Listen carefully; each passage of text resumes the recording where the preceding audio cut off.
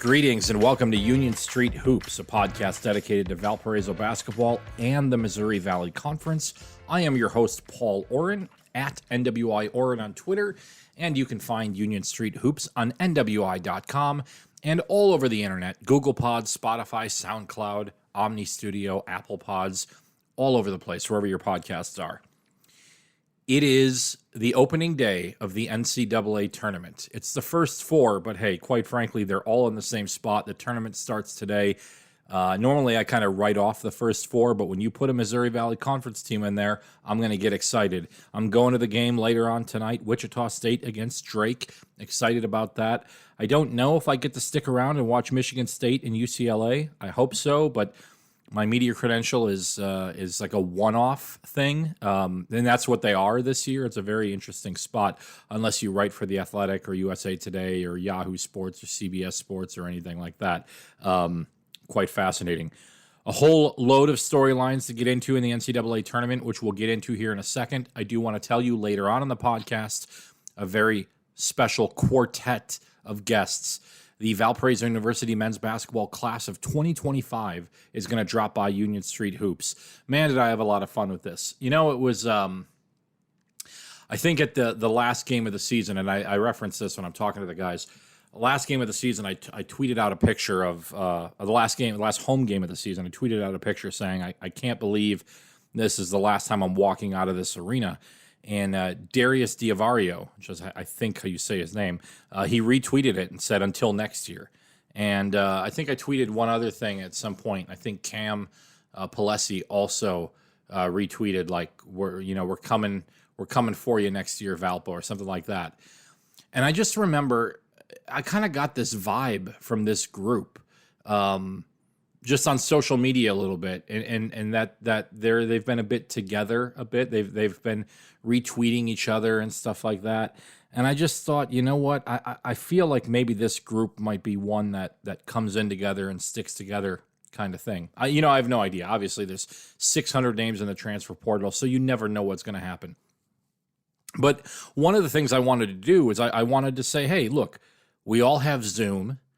Let's all get on a Zoom and let's record it and let's do a podcast. And so I messaged all three of the guys follow me on Twitter, and Keyondre does not, but I texted him and I just reached out to all four guys and said, hey, this was Monday, I think Monday morning I did this, and said, hey, you guys have any interest in kind of getting together for a podcast? And within 5 minutes, I think all four of them responded, absolutely, let's do it, let's go. When should we do it? Anytime. Now, trying to coordinate a time to get four 18-year-old guys together to do it was a little difficult. And then trying to conduct an interview with four different guys at one time that you've never talked to really before. I mean, I talked to each one of them when they committed, but I went into this kind of blind. I had no idea if they'd actually had ever met or talked to each other before. And so I'm not going to reveal that right now. You can get that when we get into the interview. But I just thought, you know what, this has got to be a lot of fun. And partially I did it for selfish reasons. And I'll be the first to completely admit that. I think it was the middle of this past season, the first time that I think I ever talked to Connor Barrett or Jacob Ognasovic. I talked to Sheldon early in the season. I think right before the season, I'd interviewed him for something. I had done a podcast interview with Jacob last summer, but I never met him. I still, to this day, have not stood next to Connor Barrett or Jacob Ognasovic and actually said hello to them in person because of just the distance in which we had to stay away from them during the season. And quite frankly, as the season went on, it was kind of frustrating to be covering a team, realizing the guys that are out there you don't really even know. And so I said, I'm never doing that crap again. I want to get to know these freshmen immediately. And it's funny. John Hammond, it's a great quote from Jurassic Park. John Hammond says, I like to be here for the birth of every one of the animals on the island. It helps them to trust me more. Well, look, I'm not trying to like pull a fast one over these guys, but like, quite frankly, my job as a reporter is to capture who these guys are and tell their stories a little bit. And that only works if I get to know them a little bit. So very excited to sit down with those four later on. And the interview will probably sound a little sloppy as I'm trying to bounce around different topics and trying to, figure out how Zoom is necessarily working. We got one of the guys is driving in a car, another guy's the internet was kind of cutting in and out a little bit. There was some lag time, but I think what you'll hear is just a genuine fun interview with four guys who are going to be coming to Valpo and playing. Now, I'd be remiss if I didn't mention that there's a lot of guys that are leaving Valpo that aren't going to be playing, and that's an interesting conversation right now. I don't know that I want to get too much into it because I do think that when all the dust settles and when the Valpo's got their final roster, and they may very well have it right now, there are 3 open scholarships that they have because of the departures of Siggy Lorang, Daniel Sacchi, and Donovan Clay. But Aaron Gordon and Zion Morgan, I believe, are coming back. Aaron Gordon has said he's coming back.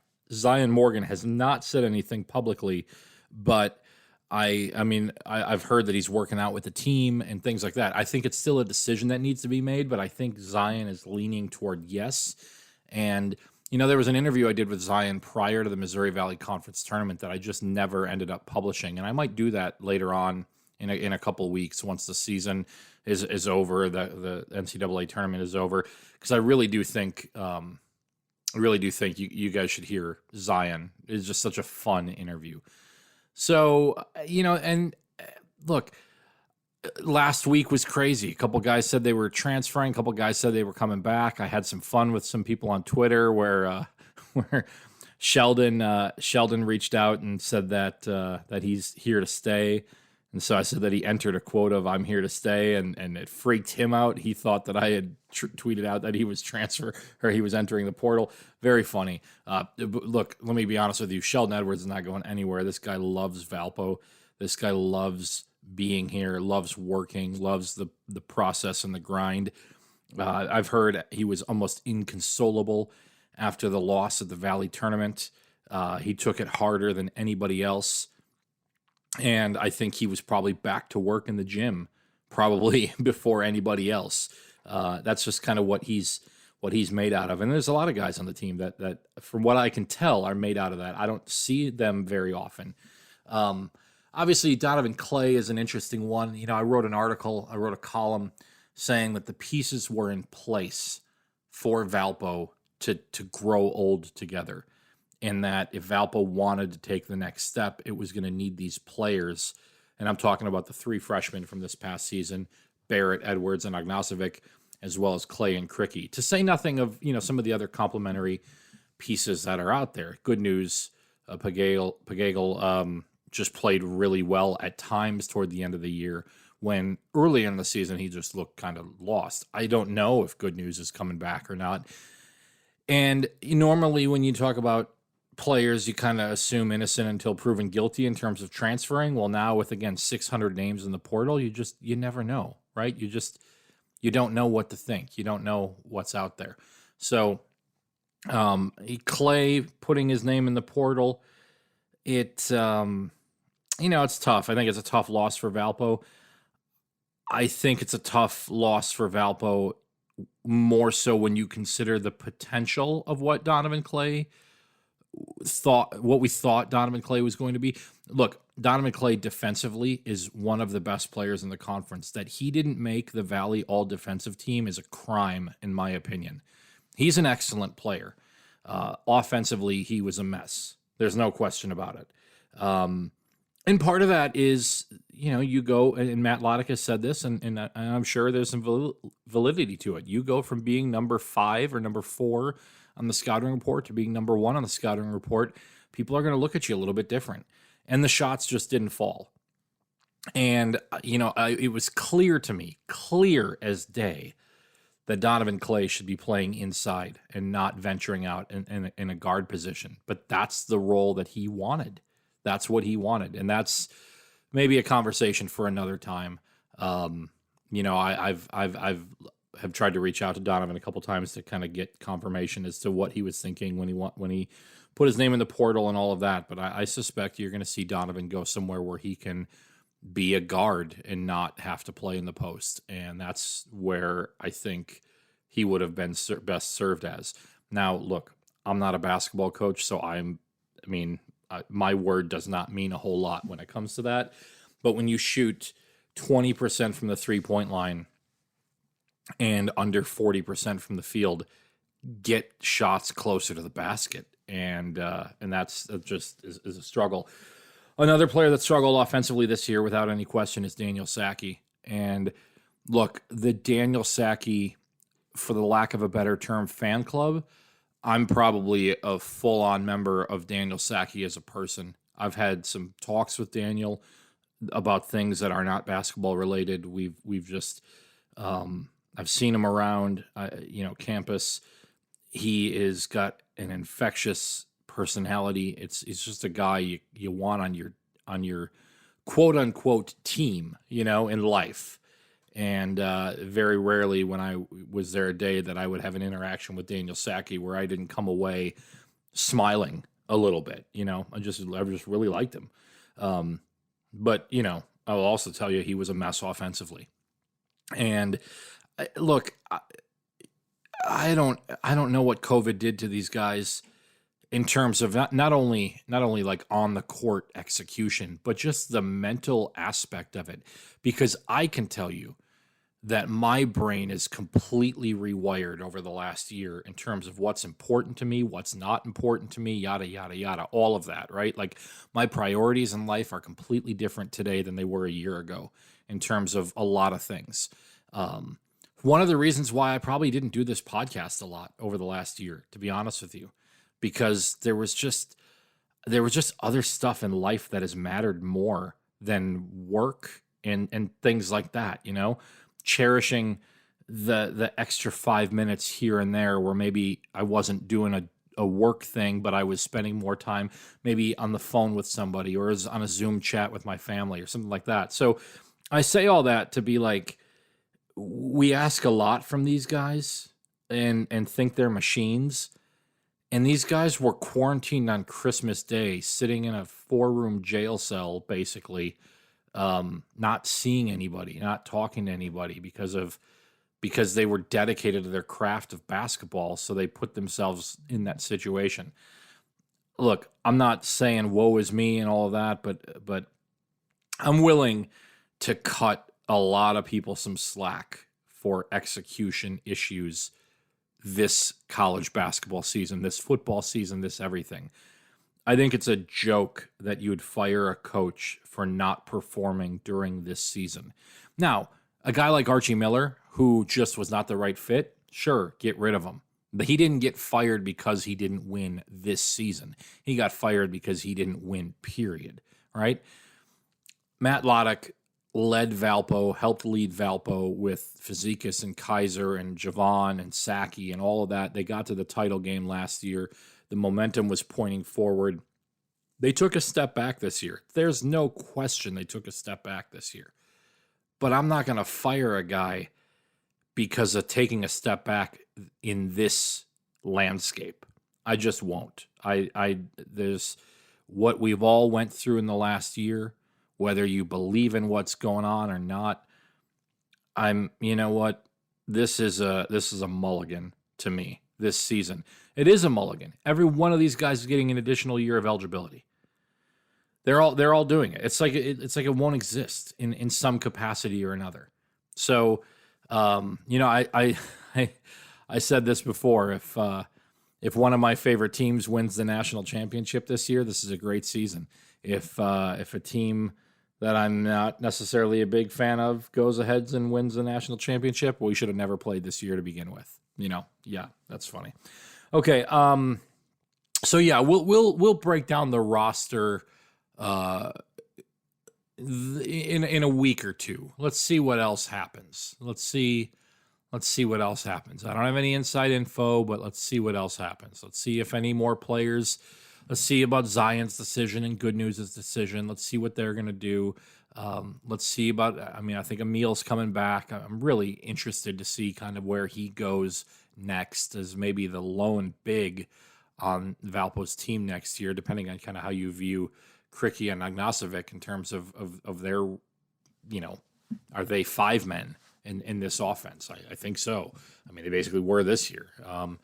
And I'll also say I really enjoyed getting to know Malik over the last couple of years, and I'm very excited for Malik to be able to maybe go somewhere for his final year of college that's different than Northwest Indiana. Spread his wings a little bit. I have no idea where he's going to go, but I am excited for that. Some thoughts on the NCAA tournament.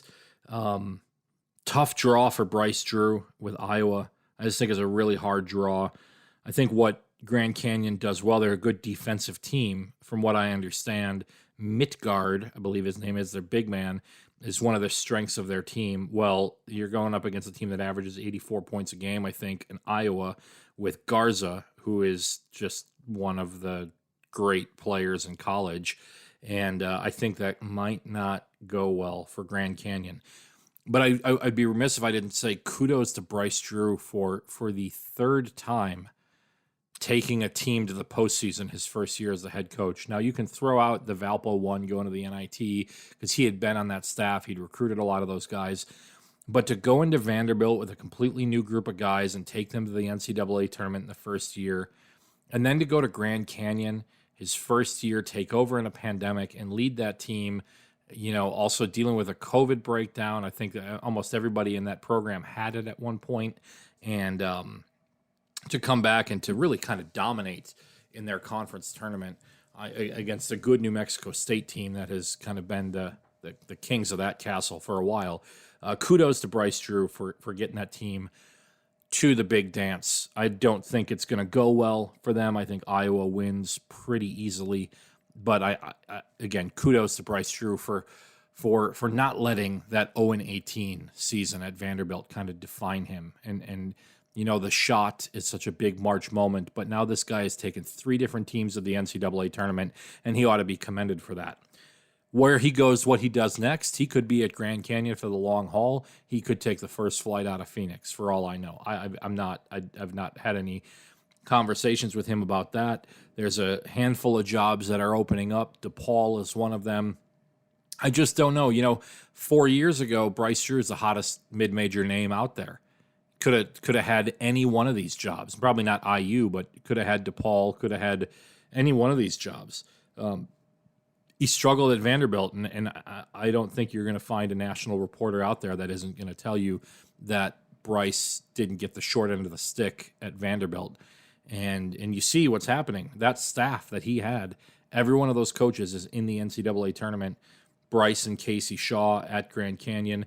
Jake Diebler at Ohio State. They're a 2 seed going against an old Valpo rival, Oral Roberts. And then you've got Roger Powell, an assistant coach at the number 1 overall seed in the tournament, Gonzaga. So that staff is doing great. What did Vanderbilt do? Well, they lost a bunch of their players this week to transfer. Cleavon Brown, Maxwell Evans, Obinia, and then DJ Harvey. I mean, it's like 4 of the best guys on the team. Obviously, they got Dylan DeSue and Scottie Pippen, 2 guys that Bryce Drew recruited. 2 Vanderbilt, who were really their best players this past year, I think. I'd have to follow my guy, Robbie Weinstein, to figure out kind of where Vanderbilt's at. But they're not in the NCAA tournament, that's for sure. Coming out of the West, it looks like Gonzaga's got a pretty easy path. I think Oklahoma's missing one of their guys. I think Gonzaga gets by. It doesn't even really matter. They'll blow through Oklahoma or Missouri. I think Creighton could be tested against UC Santa Barbara, who don't even know if Virginia's going to show up. We're not sure what's going on there. I suspect Gonzaga and Creighton will play in the Sweet 16. Gonzaga, pretty easy win there. And then they'll probably play either Iowa or Kansas, and they're going to win that. They'll go to the Final Four. In the East, I've got LSU knocking off Michigan in the second round. I think Michigan, they've got some injury problems. They just feel like the number 1 seed that might not get out of the first weekend. So I've got LSU rolling Michigan there. I like Florida State to get all the way out of this region. I think Michigan State, UCLA, I'm tantalized by the blue blood of both of those programs, and I think the winner of that probably gets BYU in the first round. I really like Texas's path. I think they got a good draw. I think they can beat Alabama. And then I think it's Texas and Florida State playing for a spot in the Final Four, and I'm going to give it to Leonard Hamilton and Florida State. Up in the South, Baylor, man, they might not get out of the first weekend either. I mean, what a terrible draw for them. You look at Gonzaga, they're going to play either Oklahoma or Missouri, which neither one of those programs really instills a lot of fear in me. Now you're going to flip over to Baylor. They're going to play the winner of North Carolina and Wisconsin. I'm probably biased on Wisconsin because I'm from there. That's my team. That's the team I cheer for, and at least I enjoy watching. And then North Carolina is just filled with McDonald's All-Americans. And McDonald's All-Americans isn't always the best path to victory, but when the chips are down, I'm going to take the talent of North Carolina and say that they're going to be able to hang with Baylor, and they've probably all played a lot of high-level games before. I think Baylor wins. I think it's an uncomfortable game against North Carolina in the second round. And then, congratulations, you get the winner of Purdue and Winthrop next, because I think Villanova's toast. They don't have Gillespie. That hurts them. Winthrop is an excellent team. Feels like the 5-12 upset there. I think Purdue pulls ahead, but now Purdue, basically in their backyard, going to be playing Baylor. Again, I think Baylor advances, but I think Baylor has a very hard path. And then ultimately, they're going to get Arkansas or Ohio State, maybe Texas Tech, which Chris Beard's such a great coach, got some good talent there. I think any number of those teams can come out of that. And I wouldn't be surprised if Ohio State or Arkansas somehow was able to get through this and knock off Baylor. I do have Baylor in the Final Four, but I think it's going to be a very, very, very hard, heart palpitation-filled road for the Bears. And then in the Midwest, I'm in love with Loyola making a run and knocking off Illinois. I think the only thing that hurts Loyola is the fact that they are from Illinois, and the guys at Illinois are going to be kind of annoyed by this. It'd be like different if Loyola was going to catch Michigan or Baylor by surprise. Illinois, I don't think will be caught by surprise. So, I think Loyola beats Georgia Tech. I think it's going to be a great game against Illinois. I really do think it'll be a great game. And give me Lucas Williamson guarding Io from Illinois. Krutwig against Kofi. It's going to be a great game. I really want to see it. I hope it happens. With the news that Georgia Tech's best big man, ACC Player of the Year, is out, Loyola might have a clearer path to get out of that 8-9 game. Oklahoma State's got the best player in the tournament in Cade Cunningham, the best talented NBA prospect. And so, they're going to cause problems for whomever they play. Syracuse, I can't stand, so they probably end up beating San Diego State because Syracuse always kind of makes a run when they're not supposed to. I like Houston. I like West Virginia. Obviously, they're the 2 and the 3 seeds, so that it makes sense that I would like those guys. I think I've had Houston coming out of this region in the bracket that I filled out. So Gonzaga, Florida State, Baylor, and Houston, with Houston and Gonzaga making it to the national championship game and Gonzaga cutting down the nets. That's kind of my thought. I'll also tell you, I did not watch a lot of high major basketball this year. I kind of have fallen in love with the metrics of Houston and watching them from afar, but I don't know that I've actually sat down and watched much of their games. I think they got Quentin Grimes on their team. I really like his game. Good player, and fascinated to see what happens. What I will hope for is that we get all 67 games in. I really hope this isn't torpedoed by COVID. And this leads me to one other point I'll make before we'll bring in the guys.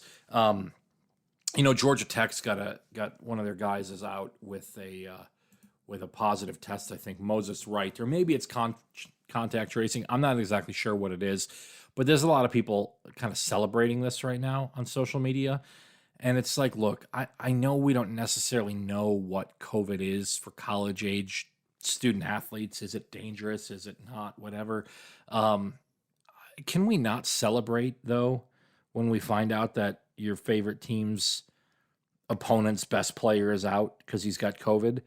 Like, I'm seeing people say, oh, my God, this is great news. Oh, this is amazing. What a great lucky break for Loyola. Are we really saying it's a lucky break because someone got COVID? Like, it's not that serious. And this is, again, where I talk about maybe my priorities are changed a bit. And, like, let's get out of this. Like, can we just get through this? I'd love to see all of these games get played, but guys, it ain't life and death, right? It's just not. All right.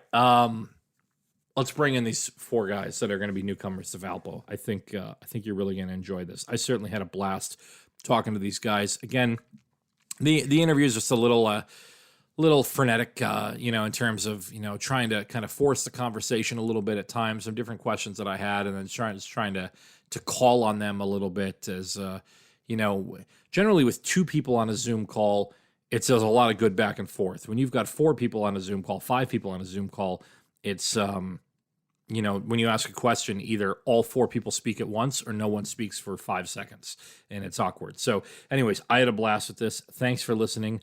Good luck to your brackets. Good luck. They'll be busted immediately.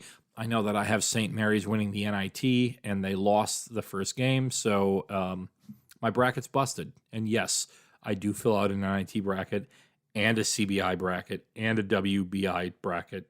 All of them. Thrilled to be joined in a very special episode of this podcast right now by the Valparaiso University class of 2025. We've got four guys here that have joined the podcast, all getting ready to come to Valpo here in a couple months. Darius DeAveiro. I'm a 6-foot point guard. I'm from Ottawa, Ontario, which is in Canada, but I go to school at Orangeville Prep right now. Looking forward to coming down to Valpo and meeting all the alum and players I'm going to be playing with and coaching staff. So, yeah, just looking forward to it. Hey, I'm Cameron Palesse. I'm a 6'5" guard. I'm out of Waukesha, Wisconsin, which is right outside of Milwaukee. And I'm just excited to get down there and meet all the fans and all my new teammates. Trey Woodyard. I'm a 6'6" guard or forward. I'm from London, Ohio, which is about 30 minutes south of Columbus. I'm just ready to get to Valpo and just meet everybody. And now going down to Oklahoma for the state champion. Yes, sir. I'm a 6'8" wing. My name is Keyondre Young from Del City, Oklahoma. I was ready to meet my teammates, join my guys, and get ready to work. Interesting question. Have the four of you all talked with each other at different times before, or is this are you guys seeing each other for the first time? I've spoken to everybody since we all committed and stuff like that. I played against Cam probably two summers ago, and then I congratulated Trey when he committed. But I think me and Keyondre have been talking a lot. So very good. So you guys all have a little bit of a connection. Talk to me. It doesn't matter to me who goes first. This recruiting process had to have been so strange for you guys, right? Like your season's probably cut short a little bit last year. Trey, I don't even think you had a season this year. But what was it like getting recruited in this kind of pandemic age? Trey, I'm gonna start with you. Just what was this experience like? I just feel like it was an interesting one because when you look at other people's recruiting processes, you can't really compare. I just feel like with COVID and everything, it just kind of backed things up and just kind of just made it weird. So I kind of going to this new school and everything for me, I was hoping to I don't know, maybe just help it a little bit, but without having a season, it just kind of changed everything. So I just felt like it was I don't know, different from everybody else's. So it's hard to compare. Keyondre, you had a season. Like I said, you just won a state title in Oklahoma last week. You were the last one of these four to commit. You committed in November, right before your season started. How did you pop up on Valpo's radar, and how did how did your recruitment go? It was crazy, especially not being able to go on any visits or anything like that with the recruiting process.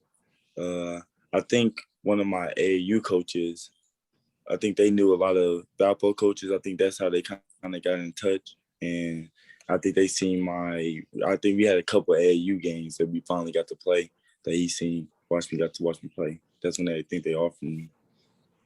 Cameron, you have been linked to Valpo. They've been recruiting you for a long time. Again, being from Wisconsin, I pay attention to the scene up there. You were the first one to commit back on July 17th. How did Valpo show up on your radar, and what was that recruitment process like? It was a very strange recruitment process, obviously, because I got offered by them going into my junior year. So, like you said, they've been on my radar for a while. And I've been able to take like 3 or 4 visits down there, and they just made me feel like home, everything like that.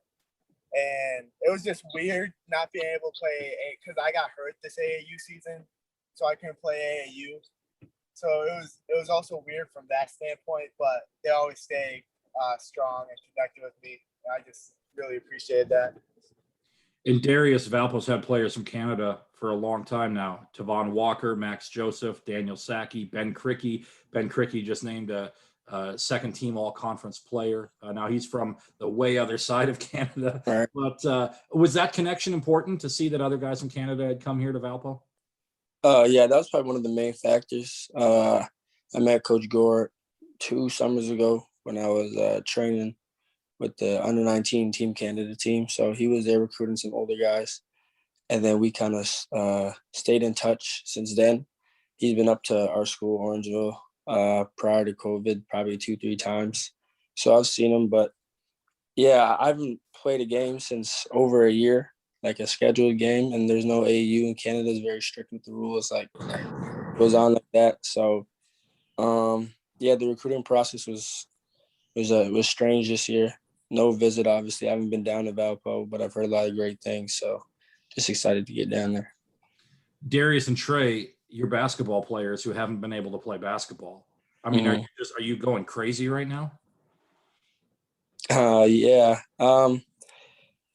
Luckily, my team at Orangeville probably doing like a kind of a bubble thing. So I've been getting scrimmages in. And then also just when I go home, scrimmaging against like other pros that come home from Toronto and stuff like that. So I've been getting the scrimmaging, but not having a regular scheduled game has been pretty tough. So I haven't played since last grand session finals, which was March 2020, as soon as they shut things down. So it's been a struggle. Trey, what about you? What are you doing to keep yourself occupied? So I got hurt at the beginning of our year. So our prep school ended up having a year, but I got hurt right at the beginning. So I've been going through rehab and getting better and just lifting. And then I just got cleared to start like doing some basketball stuff again. So I'm starting to work myself back into all that. Keyondre, like we said, and actually we should probably address this. You go by Slim. How did you get that? Talk to me about that nickname for a second. I came in really skinny my freshman year. So, and I was everywhere. So it was hard to just say my name from my coach. He just always had to say my name. So he just think of something quick. So he just came with Slim. All right. You got to play. You won a state title. What was that experience? And not only did you win a state title, like 26 points, I think, in the state title game. Yes, sir. What was that experience like to be able to lift that trophy at the end? It was crazy. It was definitely a good send-off. Good send-off present for like your last high school game. It definitely is like what every player dream of, to go off your last game, your last year, just to get a state championship. But to score out on the points, it was good. It was a crazy second half. Cam, you averaged and Cam, do you go by Cameron or Cam? I should ask that. Either works. I don't really have a preference. I was talking to Matt Loddick the other day, and I said Cameron, and he looked at me. He said, "Who are you talking about?" He's like, "I only know him as Cam." You averaged 30 points a game this year, third in the state of Wisconsin, and scoring all-time leading scorer at your high school. You were named the Wisconsin's top senior wing player. Tyler Hero got that award. Kevin Looney got that award. Sam Decker, Marcus Damask, who's at Southern Illinois. What was it like for you to be able to get back on the court and play a senior year of a high school season? It was honestly amazing because, like I said before, I had to sit at AAU. So I was itching for like a year to get back on the court. And for my team, we had big expectations this year. We really wanted to get another conference championship because that doesn't happen at West that often, which we were able to do. So it was just a great experience this year. And I'll miss it for sure, but I'm very excited for Valpo and everything. Couple of you guys retweeted me when I think Darius, you did this. I tweeted a picture of the arena, the last home game, and said until next year. And I think Darius, you retweeted that and said, we're coming or something. I don't remember what it was. Did you guys follow Valpo this year? I mean, how much were you guys kind of paying attention to what they were doing, and how excited are you to get going in college basketball? Yeah, I watched most of their games, and then just watching it and then kind of seeing the crowd, like the home games without the fans, is kind of just weird. And I think I'm just kind of excited for all of us to get into there and just experience that for full gym. Because I feel like correct me if I'm not wrong, I feel like they sell a lot of games. So I think for us to experience that would be like heartwarming. Just bless us for real. Yeah, it is an arena that when full is a lot of fun, and when not full, it's like it's empty. You know, obviously, you know. Darius, what were you gonna say? Oh yeah, I'm following Valpo since they offered me. Like as soon as they offered me, I was starting to watch games from the finals lost to Bradley 2 years ago. So like I've been watching a lot of games and then, seeing stuff Valpo's point guards are doing and kind of implementing that in my workouts. So I'm following along closely and then also just reaching out to like the coaches after each game and kind of picking the brains and seeing what they see so I can, kind of provide what they need. Cam or Slim, when you guys watch Valpo games, are you paying attention to the positions that you guys play and kind of seeing, how you envision yourself on the floor? Oh yeah, I definitely was paying attention to all the guards and wings and seeing how they use them. I really like the open motion concept and the ball screens. I really saw myself being able to play there soon. So it was really nice to see. Slim, 3 freshmen played for Valpo this year. One of them, Sheldon Edwards, started a bunch of games. Connor Barrett started a bunch of games. Ognasovic is third in the country in three-point percentage, which just shows that freshmen can play right away. How excited are you to kind of come in and make an impact right off the bat? I'm really excited. I'm just ready to come in and to make sure I do my part as a freshman.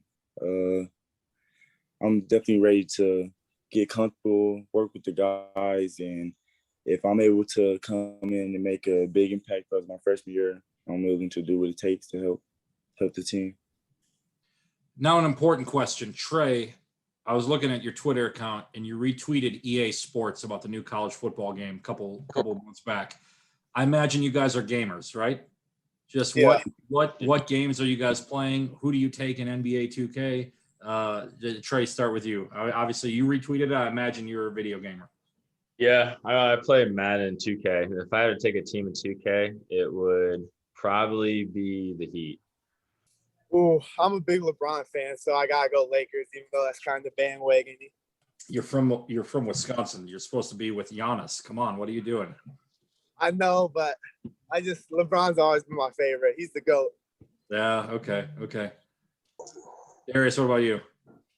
I don't play 2K all that often. I'm like kind of Trey. I play Madden a lot, football, but if I'm going with 2K, I'll probably pick the Lakers. I'm a big LeBron guy, like Cam said, and I'm into that year, so probably the Lakers. Slim, what about you?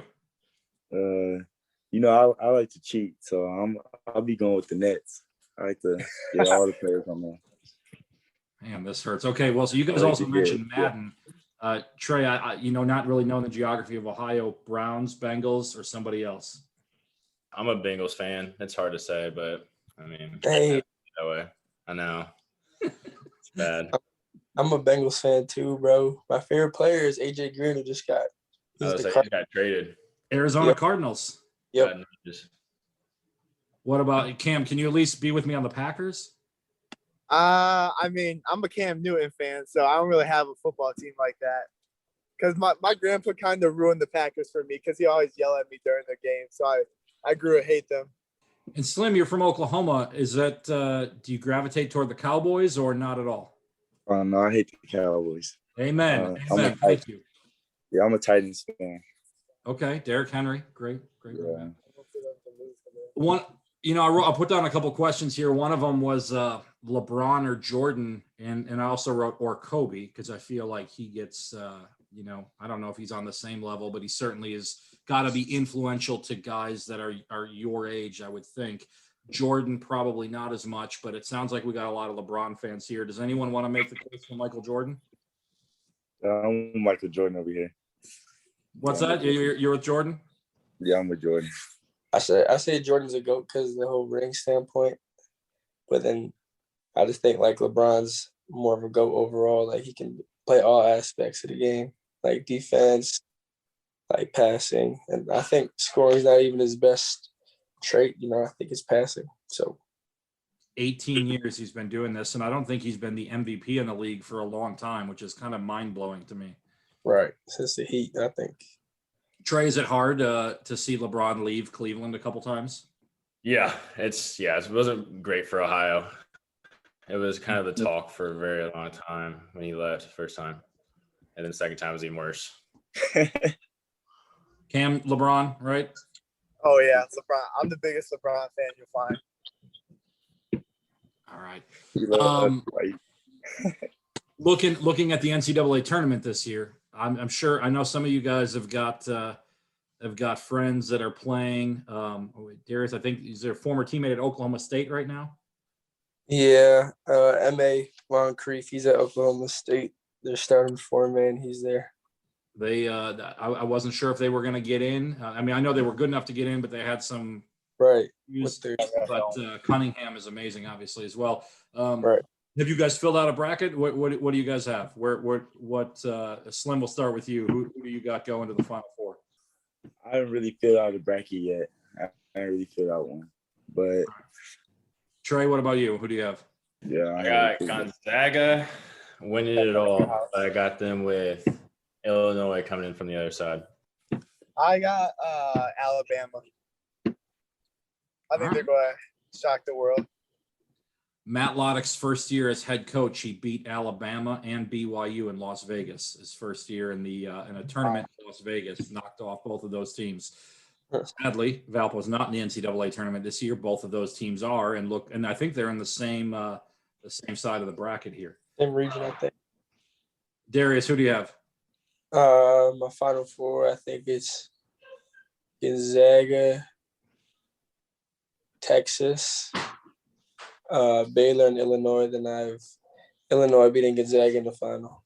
Yeah, looks like Illinois has obviously got an excellent team this year, and Io is one that and Kofi, those two guys are just excellent. Right. It's interesting though. In the second round, they're going to get Loyola, Missouri Valley Conference team, who a couple of years ago went to the Final Four.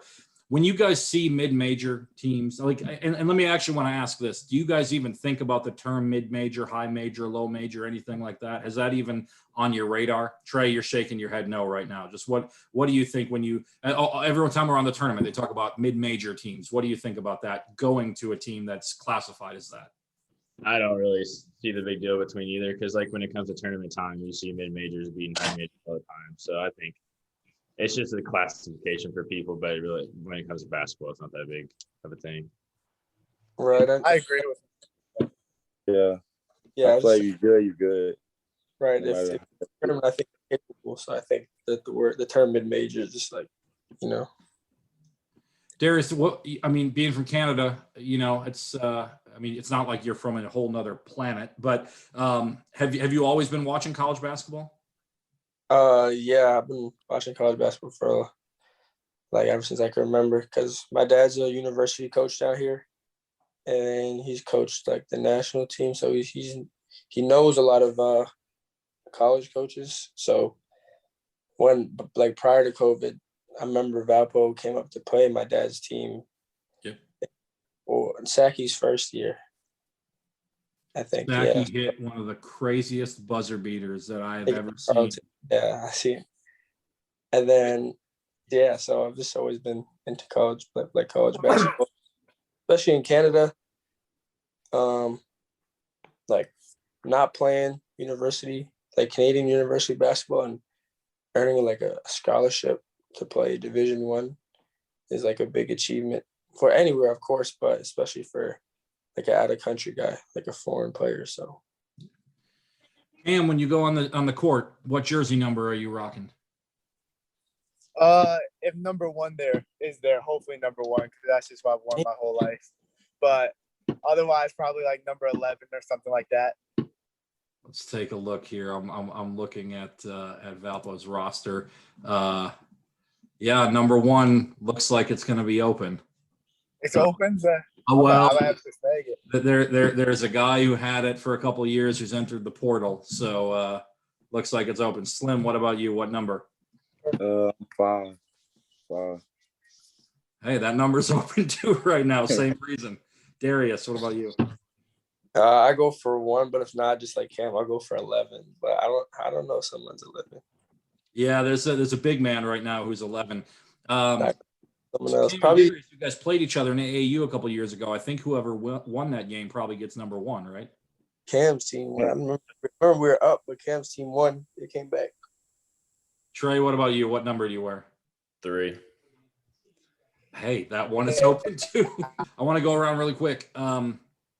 Darius, I'll start with you. What's the number one thing you bring to the basketball court? What's your number one strength when you step on the floor? I can give you 2 strengths. Oh, sure. Yeah.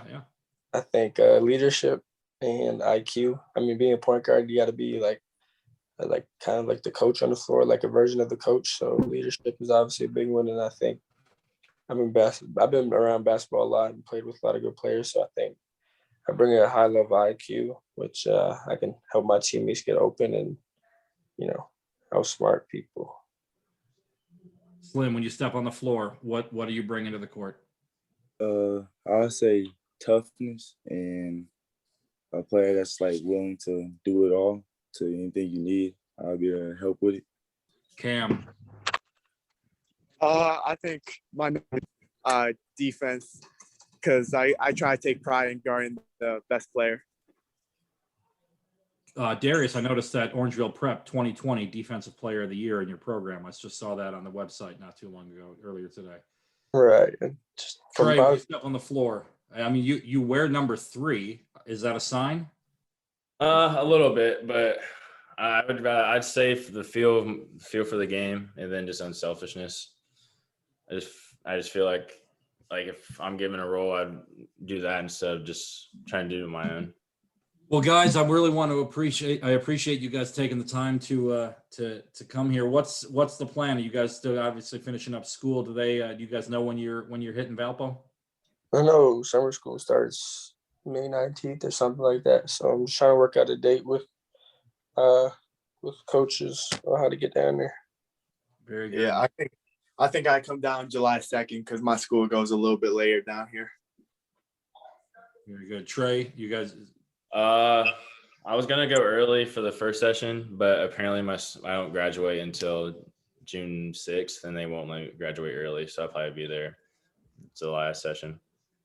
I think I'm the same as them, but I think we went down there or agreed on the second session. Or come down second. That's typically what happens. Hey guys, I want to thank you again for taking the time to join. I know with Zoom, it's just kind of, I thought, hey, why not? Like, let's bring everybody together and get a chance. I can't wait to see you guys, meet you guys in person. Hopefully you get these masks off and get these vaccines and all that stuff. And I'll see you guys in the summer. So thank you guys for joining me, and best of luck here as you guys close out your senior year of high school. Yes, thank you. Thank you. I appreciate it. Reach out. All right, y'all. Video. See ya. All right.